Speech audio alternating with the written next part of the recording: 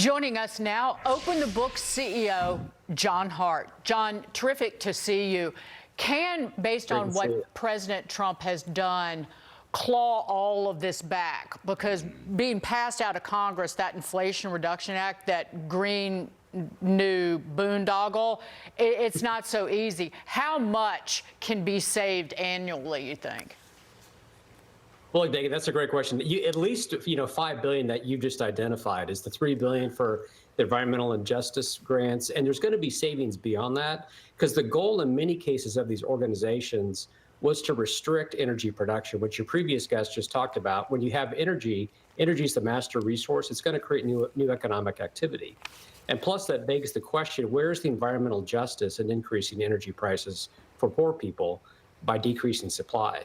So that's going to produce a lot of savings. Then, $2 billion for the DEI related grants for the National Science Foundation. That was misdirected to things like reimagining biological education through social justice. That included a talk on gender inclusive adaptations to biology teaching. Maybe we should focus on cancer research, and that would produce a far bigger bang for the buck. Well, HHS spent $68 million on DEI. So there's a lot more to uncover, but the Trump administration is off to a great start.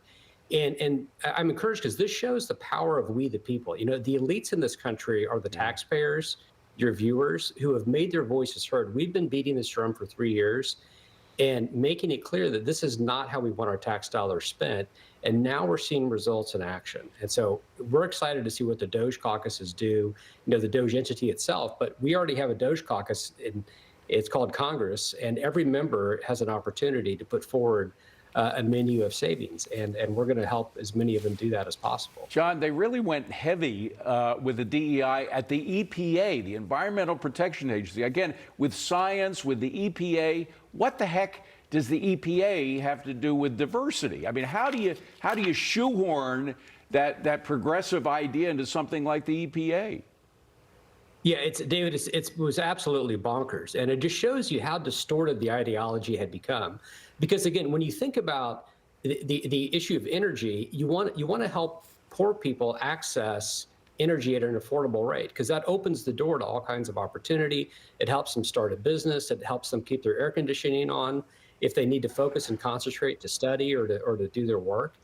And it's just been completely bizarre. And I think, the Trump administration is reversing a lot of this, and the revolution of common sense is a phrase that I think is durable and is an appropriate description of what we've seen the past few days. And just really quickly, that $2 billion in scientific grants, one of them, it was literally to take the science out of science. It was to change what biology means. Yeah. Yes. Exactly. Yeah, and look, what we've heard so much the past few years about, quote, the science. Well, when scientists don't talk about settled science. Any science that's, quote, settled is not science. It's ideology masquerading as science. Real science is always amendable and can be adapted based on new evidence and reason. And that's what I think we need to get back to. And again, shifting money away from these nonsense focuses is going to save at least $5 billion, but it's going to save a whole lot more in terms of what it opens the door in terms of innovation and entrepreneurship in this country. Right. And remembering never again. Don't ever let it happen again. John Hart, that's why you're there. Thank you so much, sir. Doing great work, John. Thank you.